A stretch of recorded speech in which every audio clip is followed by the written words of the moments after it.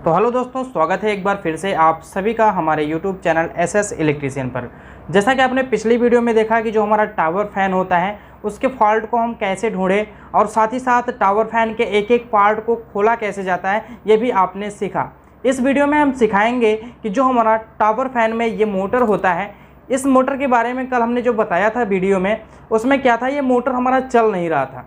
तो जब ये मोटर चल नहीं रहा था तो इसमें क्या प्रॉब्लम हो सकती है, कैपेसिटर वीक हो सकता है या फिर इसके अंदर की वाइंडिंग ख़राब हो सकती है या फिर क्या हो सकता है, आज हम इसको देखेंगे। और साथ ही साथ जो हमारा स्विंग मोटर है, इस स्विंग मोटर के बारे में लास्ट में हम एक चीज़ बताएंगे, एक एक्सपेरिमेंट इसके साथ करेंगे जिसको आप देखकर दंग रह जाएंगे। और यहाँ पर जो हमारा स्विच होता है, इस स्विच के बारे में भी बताएंगे, ये जो हमारा स्विच है ये किस प्रकार से काम करता है। तो जो मेन इलेक्ट्रिकल पार्ट में टावर फैन में कंपोनेंट आते हैं वो हमारे यहाँ पर दो स्विचें आती हैं, देख सकते हैं आप, ये दोनों स्विचें हैं। ये इसका नोब है, यहाँ पर आप देख सकते हैं दोनों ही स्विचें साधारण तरीके से इस प्रकार से आपको दिखेंगी। और इसके बाद एक स्विंग मोटर आता है और एक फैन मोटर आता है। बस यही तीन ही पार्ट हमारे टावर फैन में होते हैं। अब इस वीडियो में आपको एक एक पार्ट को हम चेक करना भी बताएंगे और साथ ही साथ ये जो मोटर है ये क्यों नहीं चल रहा है इसके बारे में भी हम जानेंगे और साथ ही साथ इस स्विंग मोटर के एक्सपेरिमेंट के बारे में भी जानेंगे। तो वीडियो में अंत तक बने रहिए ताकि आपको बेहतर से बेहतर जानकारी मिल सके। तो यहाँ पर देखिए, सबसे पहले मैं आपको बता देना चाहता हूँ कि जो स्विचें होती हैं इसमें ना, इन स्विचों को हम कैसे चेक करेंगे। यहाँ पर देखिए, पहले हम इस स्विच को चेक करते हैं। देखिए इस स्विच में क्या है, एक यहाँ पर नोब बना हुआ है, इस नोब को हम थोड़ा सा मूव करवाते हैं, घुमाते हैं। देखिए इस नोब को हम इस प्रकार से घुमाते हैं। देखिए इधर ये घूम नहीं रहा है, मतलब राइट साइड में नहीं घूम रहा है, इसको हम लेफ्ट साइड में घुमाते हैं।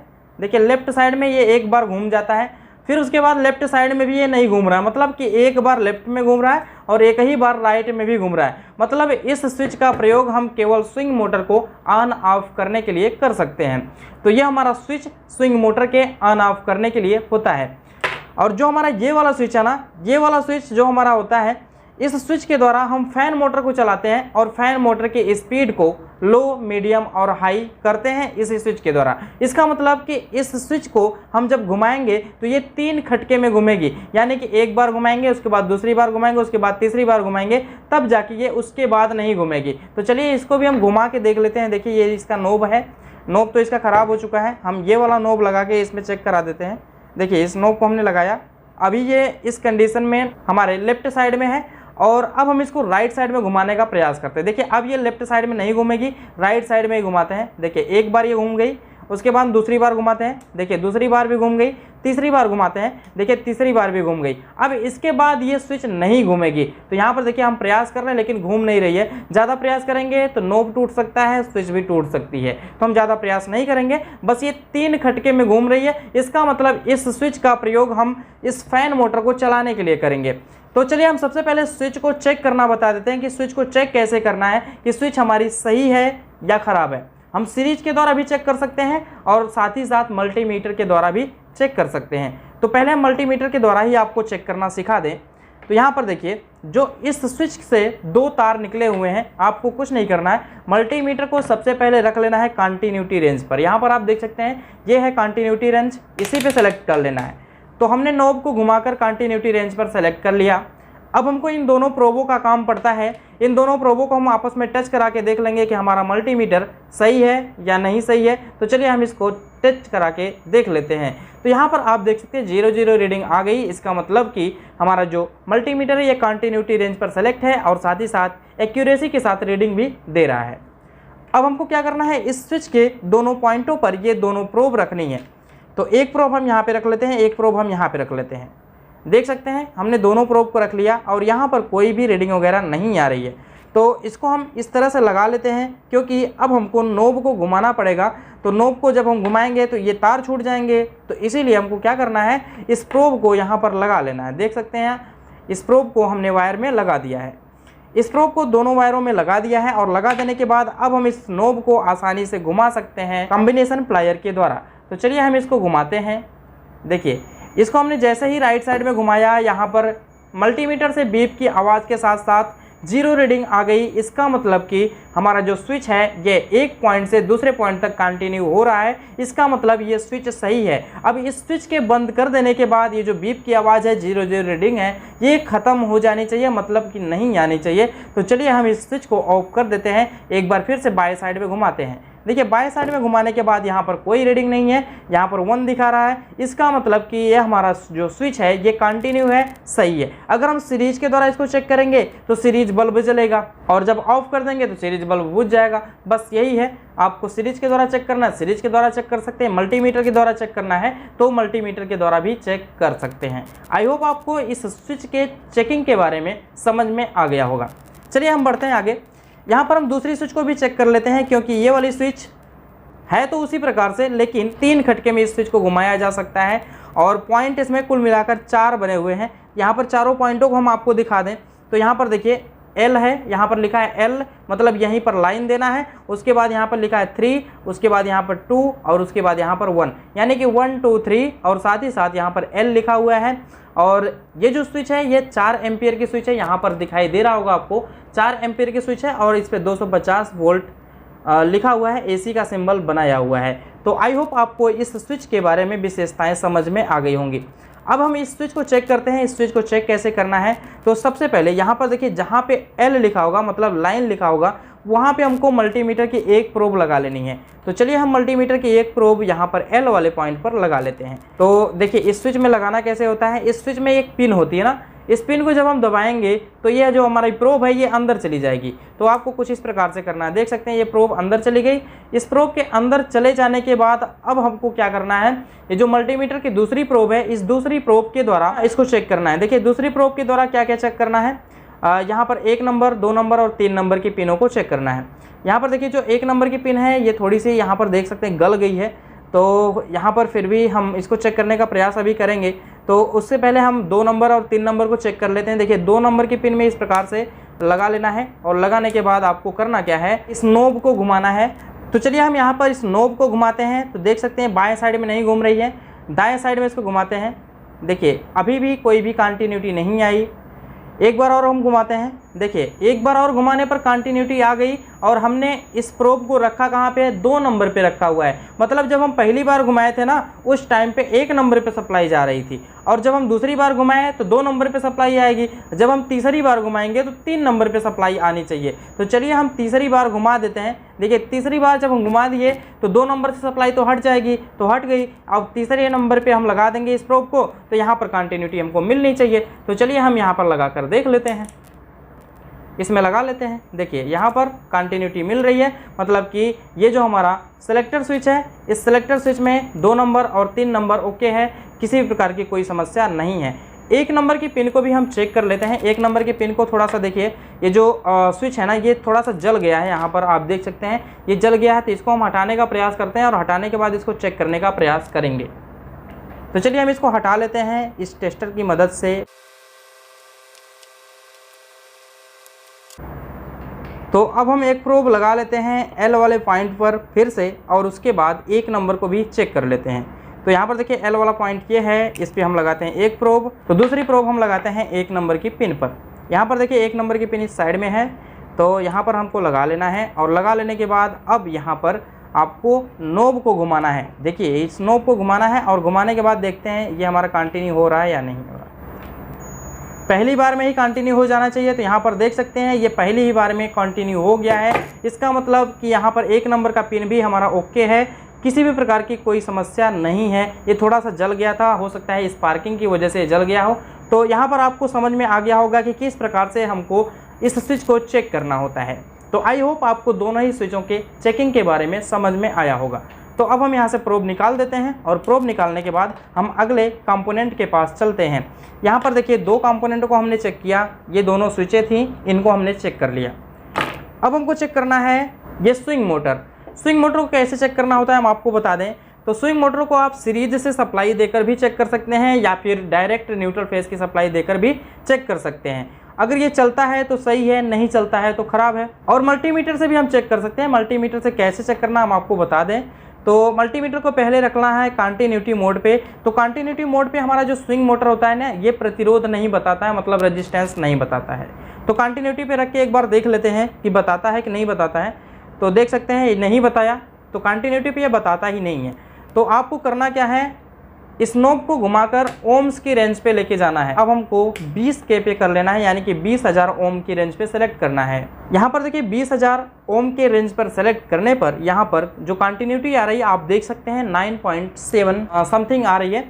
तो ये लगभग 10,000 के आसपास में हमारा प्रतिरोध शो कर रहा है। इसका मतलब कि इसके अंदर की जो कॉइल है ओके है, इसमें किसी भी प्रकार की कोई समस्या नहीं होगी। अब इसको चलाकर एक बार हम देख लेंगे और चलाकर देखने के बाद हमको पूरी तरह से क्लियर हो जाएगा कि हमारा स्विंग मोटर सही है या नहीं सही है। तो चलिए हम सीरीज तार लगा लेते हैं और सीरीज तार लगाने के बाद इसको चेक करके दिखा देते हैं।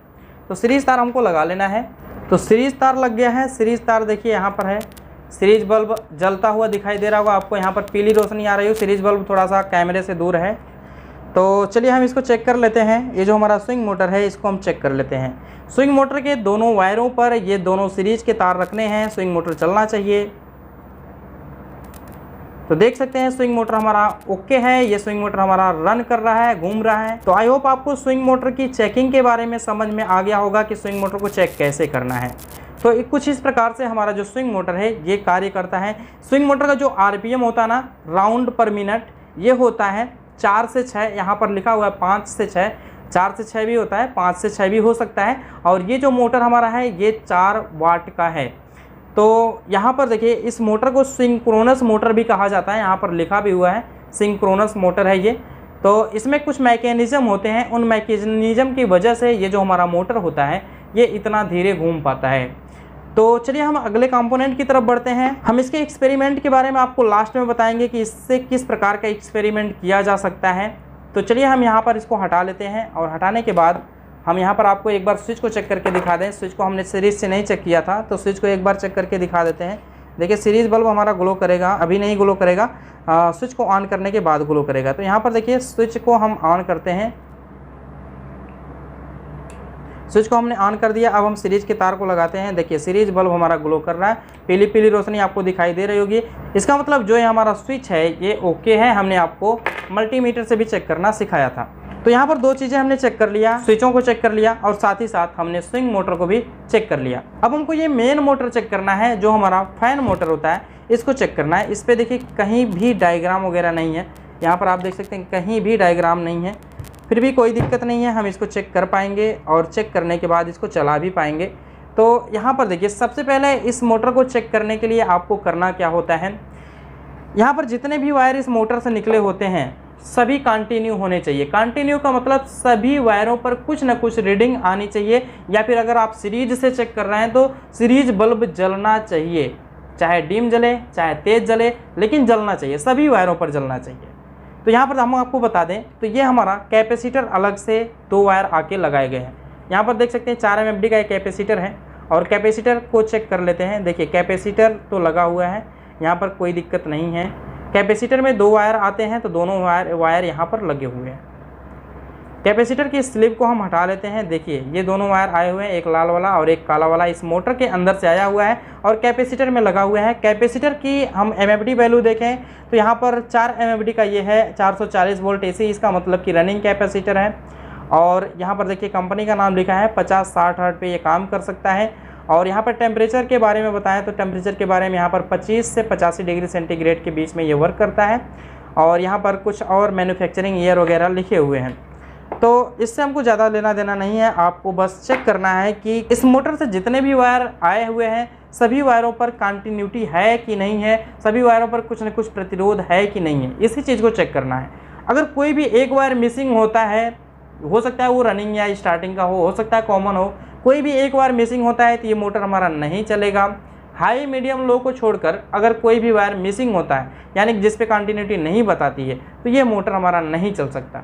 तो आपको हम बता दें तो यहाँ पर देखिए 2 वायर तो ये हो गए जो हमारे कैपेसिटर में आके डायरेक्ट जुड़े हुए हैं।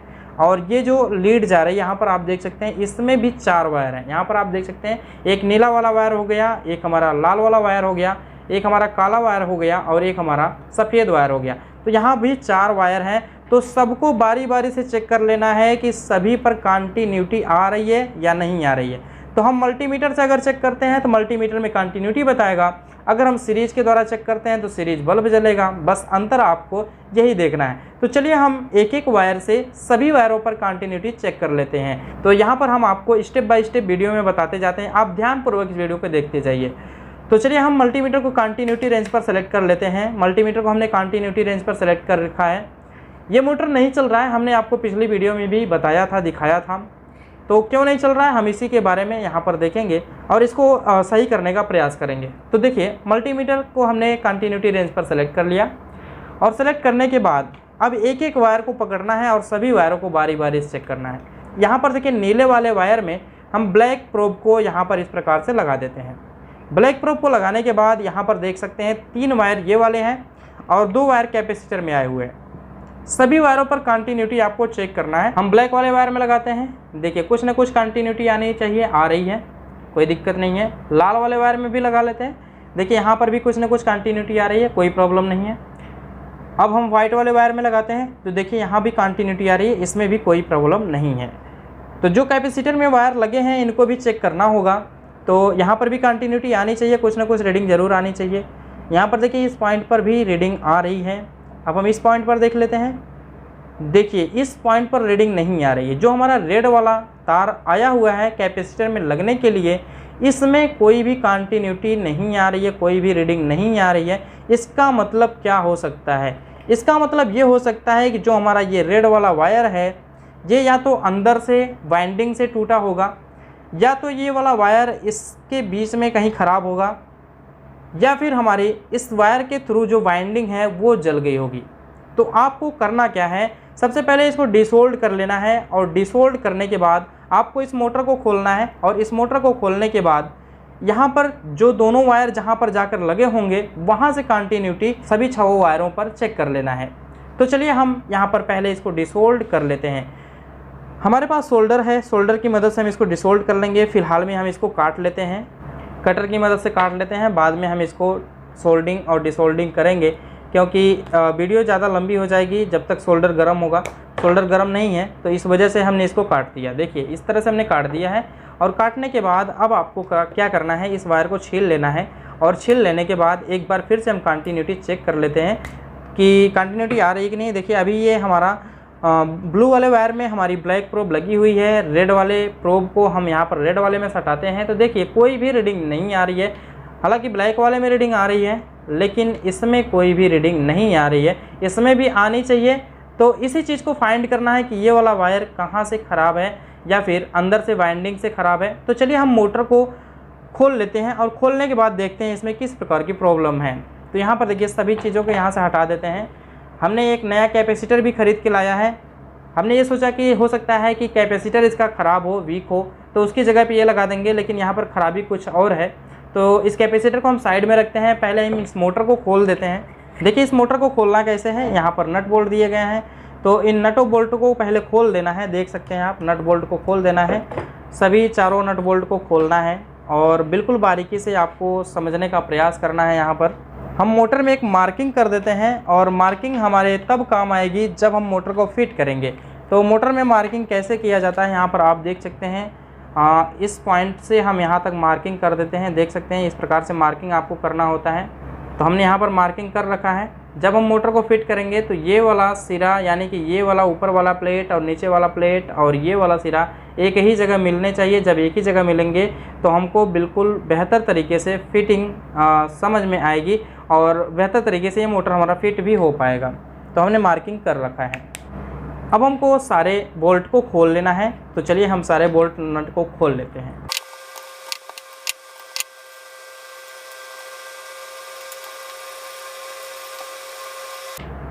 तो देख सकते हैं सारे नट खोल चुके हैं। अब हम इस बोल्ट को इस साइड से इस तरीके से निकाल लेंगे। यहाँ पर आप देख सकते हैं सभी बोल्टों को हमने इस तरीके से निकाल दिया है और निकालने के बाद अब हम इसके प्लेट को खोलेंगे। तो चलिए इस प्रकार से हम इसको खोल लेते हैं। देख सकते हैं आप, कुछ इस प्रकार से ये हमारा प्लेट खुलेगा।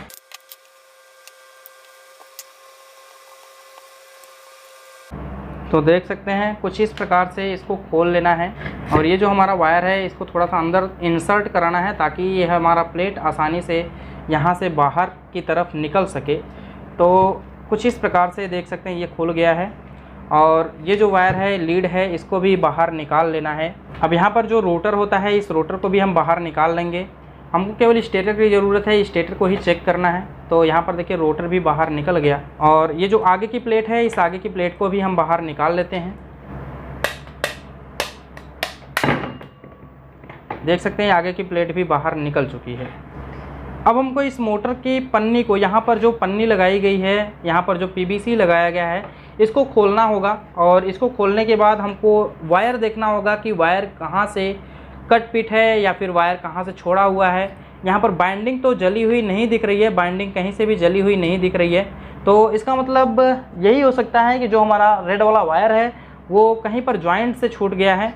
तो चलिए हम यहाँ पर पहले खोल लेते हैं इसको, और खोलने के बाद हम चेक करते हैं। तो देखिए आपको क्या खोलना है, यहाँ से खोलना है। यहाँ से देख सकते हैं आप, जो ये धागा लगाया गया है, इस धागे को खोल लेना है, आसानी से खोल लेना है। यहाँ पर ज़्यादा जल्दबाजी दिखाने की ज़रूरत नहीं है। ज़्यादा जल्दबाजी करेंगे कोई वायर कट जाएगा, और कोई वायर जब कट जाएगा तो यहाँ पर ज़्यादा खर्चा इस मोटर में हो जाएगा।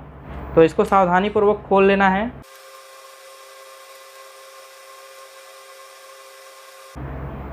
यहाँ पर वाइंडिंग में वार्निश डाला गया है, तो काफ़ी ये कठोर हो चुका है। जो हमारा ये धागा है ना, ये काफ़ी कठोर हो चुका है। फिर भी कोई बात नहीं, हम इसको आराम से खोल लेंगे। यहाँ पर आपको ध्यान यही देना है कि कहीं से बाइंडिंग का वायर नहीं टूटना चाहिए। टेस्टर से जब हम इसको खोल रहे हैं तो कहीं से बाइंडिंग वाला वायर नहीं टूटना चाहिए। अगर बाइंडिंग वाला वायर टूट गया तो फिर ज़्यादा परेशानी हो जाएगी। ज़्यादा दूर आपको खोलने की ज़रूरत नहीं है, बस आपको वहीं खोलने की ज़रूरत है जहाँ पर इसके कनेक्शंस हुए हैं।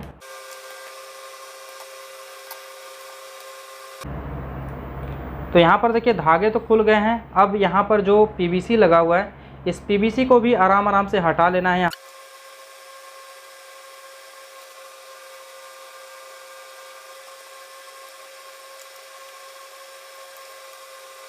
तो यहाँ पर आप देख सकते हैं रेड वाला वायर यहाँ पर बांधा गया है। तो इस रेड वाले वायर को चेक कर लेना है कि यहाँ पर ठीक प्रकार से ये जॉइंट है या नहीं है। तो हमको इस स्लीव को खोलना पड़ेगा। यहाँ पर देख सकते हैं ये टेप लगाया गया है, तो इसको बेहतर तरीके से खोल लेना है। और खोलने के बाद यहाँ पर भी हम कंटिन्यूटी एक बार चेक कर लेंगे। कंटिन्यूटी चेक करने के बाद ही आगे बढ़ेंगे। तो यहाँ पर देखिए स्लीव से ये वाला वायर पहले ही निकल गया, तो मुझे डाउट लग रहा है कि यहीं से हो सकता है, यहीं से कनेक्शन गड़बड़ हो सकते हैं। तो यहाँ पर देखिए ये जो स्लीव है ना, ये अंदर से आई हुई है। तो इसको आसानी से ढूंढ लेना है, बेहतर तरीके से इसको ढूंढ लेना है। यहाँ पर जल्दबाजी ज़्यादा दिखाएंगे तो प्रॉब्लम हो सकती है। आराम से यहाँ पर देख लेना है। यहाँ पर देखिए कनेक्शंस बहुत सारे वायर हैं। यहाँ पे आपको बस वही वायर देखना है जो यहाँ से निकला हुआ है और यहाँ तक आया हुआ है। यहाँ पर आप देख सकते हैं ये वाला स्लीव निकल गया है यहाँ से, और इसी स्लीव में ये वाला वायर, लाल वाला वायर जुड़ा हुआ था। तो हम यहाँ पर इसको इस तरह से हटाते हैं, और हटाने के बाद इसको थोड़ा सा स्क्रैच करेंगे, और स्क्रैच करने के बाद हम कंटिन्यूटी चेक कर लेंगे। तो यहाँ पर देखिए बिल्कुल बारीक काम है ये, आपको करने में थोड़ा सा सावधानी बरतना है, नहीं तो सारा काम ख़राब हो जाएगा। देख सकते हैं इसके वार्निश को हटा लेना है, इसके इनेमल कोटिंग को हटा लेना है। और कोटिंग को हटाने के बाद ये जो रेड वाला वायर है जो हमारे कैपेसिटर में गया हुआ था, इसको जोड़ना है, और जोड़ के देख लेना है कि क्या ये यहीं से ख़राब था या फिर कुछ और ख़राबी है। तो पहले हम इसको स्क्रैच कर लेते हैं। इस टेस्टर की मदद से हम इसको इससे भी स्क्रैच कर सकते हैं। देखिए इस तरह से स्क्रैच कर लेना है। तो ये स्क्रैच हो चुका है। स्क्रैच हो जाने के बाद अब हमको मल्टीमीटर फिर से लाना है और मल्टीमीटर के द्वारा चेक करना है। तो देखिए ये जो हमारे चारों वायर थे ना, चारों वायर में हमने एक प्रोब को ब्लू वाले वायर में लगाया हुआ था, तो ब्लू वाले वायर में फिर से लगा लेते हैं, और हम यहाँ पर जो रेड वाला वायर इसमें जुड़ा हुआ था हम इसी पे चेक करते हैं। तो यहाँ पर अगर कंटिन्यूटी बताने लगा तो समझिए कि हमारा काम बन गया, और नहीं बताया तो हो सकता है कि अंदर से कुछ खराबी हो। तो चलिए हम चेक करते हैं। तो देख सकते हैं यहाँ पर कंटिन्यूटी बता रहा है। यहाँ पर आप प्रॉपर तरीके से देख सकते हैं ये कंटिन्यूटी बता रहा है। इसका मतलब कि ये वाला वायर यहीं से छोड़ दिया था। तो हम क्या करेंगे, इस वायर को इसमें ज्वाइंट कर लेंगे, और इस वायर को इसमें ज्वाइंट करने के बाद फिर से धागे के द्वारा उसी प्रकार से बांध देंगे। तो कुछ काम सावधानी से यहाँ पर करने हैं, सभी काम यहाँ पर सावधानी से करने हैं, नहीं तो अगर एक भी वायर यहाँ से टूट गया तो फिर प्रॉब्लम हो सकती है। तो चलिए इस वायर को हम लाल वाले वायर में जोड़ लेते हैं। जोड़ना कैसे है, पहले आपको यहाँ पर स्क्रैच करना है या फिर माचिस से इसको जला लेना है, और जला लेने के बाद आपको यहाँ पर जोड़ लेना है। तो चलिए हम थोड़ा सा सोल्डर को गर्म कर लेते हैं, क्योंकि बिना सोल्डर का यहाँ पर काम नहीं हो पाएगा, तो सोल्डर को गर्म कर लेंगे तो ज़्यादा बेटर रहेगा। तो यहाँ पर देखिए वायर को हमने इस रेड वाले वायर में जोड़ लिया है स्क्रैच करके, और स्क्रैच करने के बाद यहाँ पर जोड़ने के बाद हमको थोड़ा सा यहाँ पर सोल्डरिंग भी कर लेना होता है। तो यहाँ पर देख सकते हैं कुछ इस प्रकार से हम सोल्डरिंग कर लेंगे, और सोल्डरिंग कर लेने के बाद ये जो हमारा कनेक्शन होगा ये मजबूत हो जाएगा। तो सोल्डरिंग हो चुका है। सोल्डरिंग हो जाने के बाद अब हमको करना क्या होता है, ये जो वायर है ना, इस वायर से यहाँ तक कंटिन्यूटी चेक कर लेना है। तो मल्टीमीटर ले लेना है, मल्टीमीटर के द्वारा कंटिन्यूटी फिर से चेक कर लेना है। तो देखिए अगर ये वायर बेहतर तरीके से यहाँ पर जुड़ा हुआ है तो इन दोनों वायरों पर भी कंटिन्यूटी बतानी चाहिए। तो यहाँ पर देखिए रेड वाले वायर पे लगाते हैं और ब्लैक वाले वायर पे लगाते हैं तो कंटिन्यूटी आनी चाहिए। यहाँ पर आप देख सकते हैं कंटिन्यूटी आ रही है, दोनों ही वायरों पे 215 रीडिंग आ रहा है। मतलब कि अब इस रेड वाले वायर से सभी वायरों को चेक करेंगे तो रीडिंग आएगी। तो यहाँ पर चलिए सभी वायरों को चेक कर लेते हैं। देखिए ब्लू वाले वायर पर भी रीडिंग आ गई, यहाँ पर आप देख सकते हैं ब्लू वाले वायर पर भी रीडिंग आ गई, और जो हमारा व्हाइट वाला वायर है इस पर भी रीडिंग आनी चाहिए, इस पर भी आ गई। तो सभी वायरों पे अब आएगी रीडिंग, क्योंकि ये हमारा जुड़ चुका है, यही वायर यहाँ से छूटा हुआ था। तो अब ये हमारा कंटिन्यू हो चला है। अब हमको क्या करना है, इसको पैक करना है और इसको बांधना भी होगा। ये जो वायर है ना, इस वायर को यहीं पर एडजस्ट कर लेना है, और ये जो वायर है इसको भी यहीं पर एडजस्ट कर लेना है। यहाँ पर एडजस्ट हो जाने के बाद अब आपको यहाँ पर लगाना है पीवीसी सीट, और पीवीसी सीट लगाने के बाद यहाँ पर बांध देना है। देखिए इस प्रकार से पीवीसी सीट लगाना है, और पीवीसी सीट लगाने के बाद इसको यहाँ पर धागे से बांध देना है। तो चलिए हम धागे से इसको बांध लेते हैं। तो यहाँ पर देख सकते हैं सभी वायरों को हमने यहाँ पर पीवीसी सीट को लगाकर धागे के द्वारा बांध दिया है, और इतने दूर का ख़राब था, यानी कि इतने दूर में ही वायर हमारा छूटा हुआ था। तो चलिए अब हम इस मोटर को बांध लेते हैं, और बांधने के बाद हम क्या करते हैं, इसको चला के देखेंगे। यहाँ पर देखिए ये पीछे वाला प्लेट है, इस पीछे वाले प्लेट को पहले लगाना है। तो पीछे वाले प्लेट को लगाना कैसे है हम आपको बता दें। जो यहाँ पर लीड निकालने की जगह बनाई गई होती है, इस लीड निकालने की जगह से लीड को पहले निकाल दिया जाएगा। तो हम दोनों ही लीड को यहाँ से निकाल देंगे। देखिए एक लीड को यहाँ से निकालना है, आप देख सकते हैं इस लीड को यहाँ से निकालना है, और दूसरी लीड को, कैपेसिटर वाली लीड को दूसरे वाले जैक से निकालना है। तो चलिए हम इस प्रकार से इसको निकाल लेते हैं। तो देख सकते हैं ये लीड इस प्रकार से निकल जाएगी। तो देख सकते हैं मोटर से दोनों ही लीड निकल चुकी है। अब इस दोनों लीड के निकलने के बाद इसको थोड़ा सा एडजस्ट करके इसमें बैठा देते हैं। तो देख सकते हैं ये पीछे वाला प्लेट हमारा बैठ चुका है, और पीछे वाले प्लेट के बैठ जाने के बाद हम आगे वाले प्लेट को भी बैठा देंगे, रोटर को लगा देंगे। तो चलिए हम यहाँ पर रोटर को भी लगा लेते हैं। तो चलिए हम इस रोटर को यहाँ पर लगा लेते हैं, और अब हम आगे वाले प्लेट को भी लगा लेते हैं। तो चलिए आगे वाले प्लेट को भी लगा लेते हैं। अब हम जहाँ पे स्क्रैच किए थे उस चीज़ को देखना है कि स्क्रैच हमने कहाँ पर किया था। तो देखिए एक स्क्रैच तो हमको मिल गया, इस साइड में हमने स्क्रैच किया था, और इसी साइड के इसको भी मिला लेना है। देखिए तो देख सकते हैं ये मोटर हमारा बैठ चुका है। थोड़ा सा इसको एडजस्ट कर लेंगे तो ये हमारा प्रॉपर घूमने लगेगा, सही हो जाएगा। तो इसको थोड़ा सा हम बैठा लेते हैं हथौड़ी की मदद से, या फिर हम प्लायर के द्वारा भी इसको इस तरह से ठोक सकते हैं, ये बैठ जाएगा।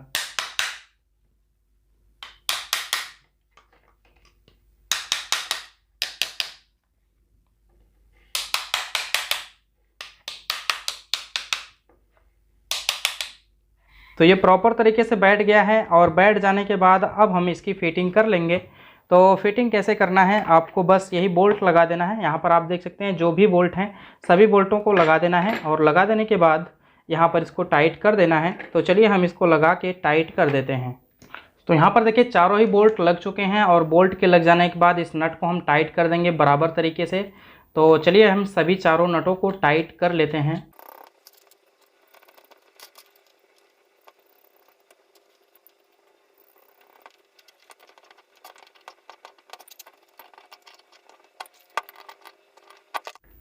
थोड़ा सा इसकी ऑयलिंग कर देते हैं, यहाँ पर ऑयल डाल देते हैं ताकि यहाँ पर जो बुश वगैरह हैं वो सब फ्री हो जाएं। तो इस प्रकार से ऑयलिंग कर देना है। अब हम इस मोटर को चलाकर देखेंगे कि हमारा मोटर सही प्रकार से काम कर रहा है कि नहीं, चल रहा है कि नहीं।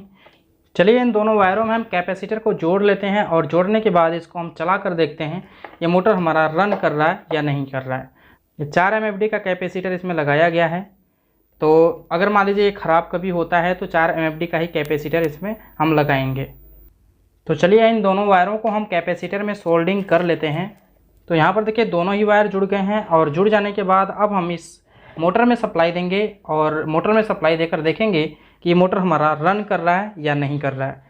तो सीरीज का एक तार लगाना है ब्लू वाले वायर पे और सीरीज के दूसरे तार द्वारा जो हमारा लो मीडियम हाई स्पीड का तार है इनको लगाना है और लगाने के बाद देखना है ये मोटर हमारा चल रहा है या नहीं चल रहा है। तो चलिए हम सीरीज़ के वायर को ले लेते हैं। हो सकता है ये मोटर सीरीज़ से न चले तो हम इसको पैरेलल से चलाएंगे। तो चलिए अब हम इसको पैरेलल से चलाने की कोशिश करते हैं। सीरीज़ से तो ये नहीं चल पाया, पैरेलल से चलाते हैं। तो इस वायर को पहले हम निकाल लेते हैं बाहर और इसके बाद यहाँ पर एक वायर जॉइंट कर लेते हैं इस नीले वाले तार में।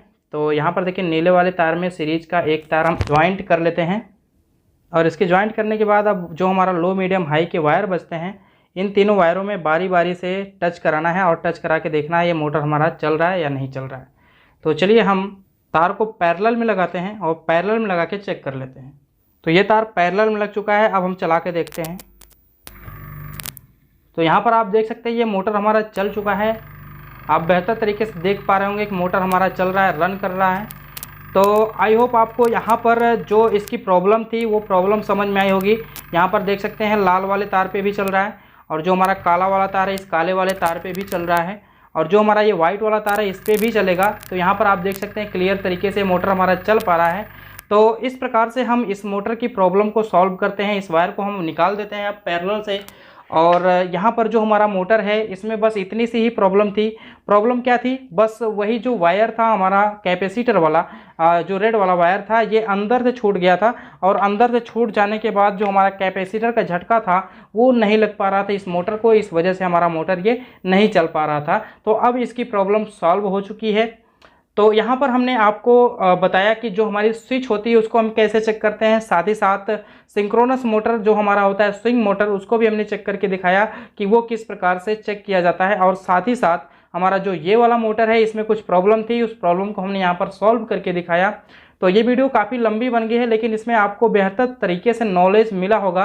अभी हम बात करते हैं एक्सपेरिमेंट के बारे में। जो हमारा स्विंग मोटर का एक्सपेरिमेंट हम करने वाले थे उसके बारे में बात कर लेते हैं। तो चलिए हम स्विंग मोटर के एक्सपेरिमेंट के बारे में यहाँ पर देख लेते हैं कि यहाँ पर देखिए सबसे पहले जो हमारा ये स्विंग मोटर है ना, इस स्विंग मोटर के बारे में हम जान लेते हैं। तो इस स्विंग मोटर में होता क्या है, जब हम इसमें न्यूट्रल फेज की सप्लाई देंगे तो ये हमारा मोटर चलेगा। तो जब ये मोटर हमारा चलता है तो इसके अंदर बहुत सारे मैकेनिज्म होते हैं जिसकी वजह से इसका जो शाफ्ट होता है बहुत धीरे स्पीड से घूमता है, लेकिन अंदर के मैकेनिज्म बहुत तेज़ी से चलते हैं, कार्य करते हैं। अब यहाँ पर बात आती है कि ये जो मोटर होता है ये मोटर बिजली भी जनरेट करता है। आप देखे होंगे कि जब हम किसी डायनमो को घुमाते हैं तो वो बिजली जनरेट करता है जिससे हमारे बल्ब वगैरह जलते हैं। उसी प्रकार से ये जो हमारा मोटर होता है ये भी एसी सप्लाई जनरेट करता है। हम आपको यहाँ पर लाइव प्रूफ के साथ दिखाएंगे। तो अगर आप वीडियो में अंत तक बने रहते हैं तो आपको सारी जानकारी मिल सकती है, वीडियो में अंत तक नहीं बने रहेंगे तो आपको जानकारी नहीं मिल पाएगी। तो यहाँ पर देखिए इस स्विंग मोटर के एक्सपेरिमेंट के बारे में हम बताते हैं कि ये स्विंग मोटर जब हम इसको घुमाएंगे, इसके शाफ्ट को घुमाएंगे तो इसके दोनों वायरों में बहुत ही तगड़ा झटका आता है, बहुत ही तगड़ा वोल्टेज आता है। और अब हम उस वोल्टेज को चेक करके भी आपको दिखाएंगे और जब वहां पर वोल्टेज आपको मिलेगा तो उस वोल्टेज से हम क्या बल्ब को चला सकते हैं हम ये भी चेक करेंगे। तो चलिए हम पहले मल्टीमीटर को ले लेते हैं और मल्टीमीटर को ले लेने के बाद यहाँ पर मल्टीमीटर को रखते हैं हम 750 वोल्ट एसी के रेंज पे। यहाँ पर आप देख सकते हैं एसी 750 वोल्ट की रेंज पे हमने मल्टीमीटर को सेलेक्ट कर रखा है। और सेलेक्ट करने के बाद ये जो दोनों तार हैं इस स्विंग मोटर के, इन दोनों तारों को लगा लेना है। यहाँ पर देख सकते हैं आप कुछ इस प्रकार से लगा लेना है और इस प्रकार से लगाने के बाद आपको करना क्या है, स्विंग मोटर के शाफ्ट को घुमाना होता है। तो स्विंग मोटर के शाफ्ट को हम घुमाएंगे। देखिए यहाँ पर दोनों ही वायर लग चुके हैं, इसको हम हाथ से नहीं पकड़ेंगे। अगर हम हाथ से पकड़ते हैं तो डेंजरस हो सकता है क्योंकि यहाँ पर बहुत सारा वोल्टेज जनरेट होता है। तो हम आपको वोल्टेज जनरेट करके दिखा देते हैं। देखिए अब हम स्विंग मोटर के शाफ्ट को घुमाएंगे, अभी रीडिंग 0 है। तो जब हम स्विंग मोटर के शाफ्ट को घुमाएंगे ना तो ये जो हमारा वोल्टेज है जनरेट होगा और यहाँ पर जो रीडिंग है ये आपको दिखाई देगी। देखिए रीडिंग कितनी दिखाई देती है आप यहाँ पे ध्यान से देखेंगे। देखिए हम इसको घुमाते हैं,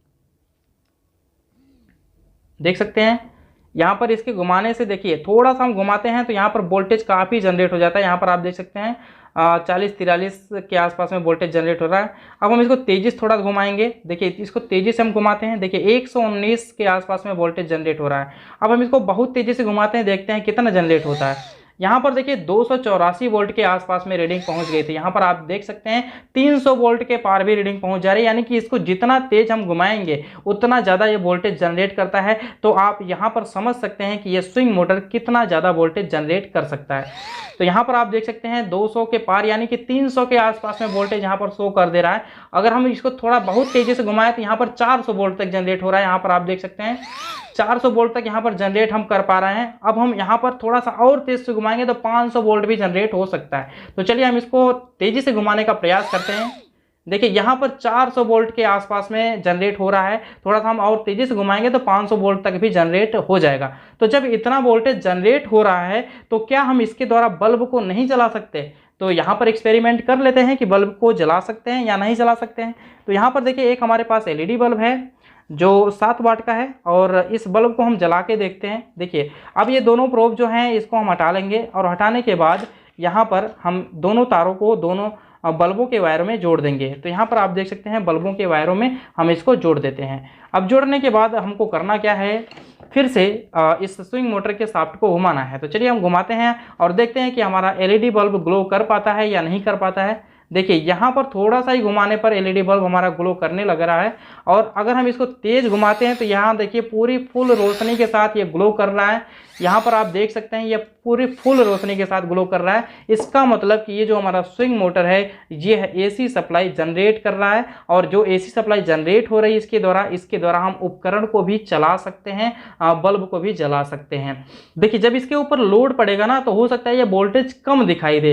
तो यहाँ पर हम वोल्टेज को भी एक्सपेरिमेंट कर देते हैं कि लोड पड़ने पर क्या वोल्टेज ड्रॉप हो जाता है। तो यहाँ पर देखिए मल्टीमीटर को फिर से हम एक बार लगाएंगे और बल्ब को भी लगने रहने देते हैं और दोनों प्रोब को हम यहाँ पर लगा लेते हैं। एक प्रोब को हम यहाँ पे लगाते हैं और दूसरी प्रोब को हम दूसरे वायर में लगा लेंगे और फिर से हम बिजली जनरेट करके देखेंगे कि क्या लोड पड़ने पर यह वोल्टेज उतना जनरेट कर पा रहा है या नहीं कर पा रहा है। इसी चीज़ को चेक करना है। तो चलिए हम यहाँ पर प्रोब को लगाते हैं और प्रोब को लगाने के बाद अब हमको क्या करना है, ये जो स्विंग मोटर का शाफ्ट है इसको घुमाना है। देखिए इसको थोड़ा सा घुमाते, देखिए ये 103 वोल्ट के आसपास में जनरेट हो रहा है थोड़ा सा धीरे धीरे घुमाने पे।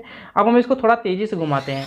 देखिए यहाँ पर 120 वोल्ट जनरेट हो रहा है, उससे ज़्यादा नहीं हो रहा है। यहाँ पर आप देख सकते हैं हम बहुत तेज़ी से घुमाने का प्रयास कर रहे हैं लेकिन उससे ज़्यादा वोल्टेज यहाँ पर नहीं मिल पा रहा है, यानी कि लोड पड़ने पर ये कम वोल्टेज जनरेट कर रहा है या फिर ड्रॉप हो जा रहा है, हम ये भी कह सकते हैं। तो ये ज़्यादा लोड को नहीं चला सकता, बस आप वो एक बल्ब वगैरह इससे चलाकर देख सकते हैं। बस एक्सपेरिमेंट के लिए ये हमने आपको स्विंग मोटर के बारे में बताया।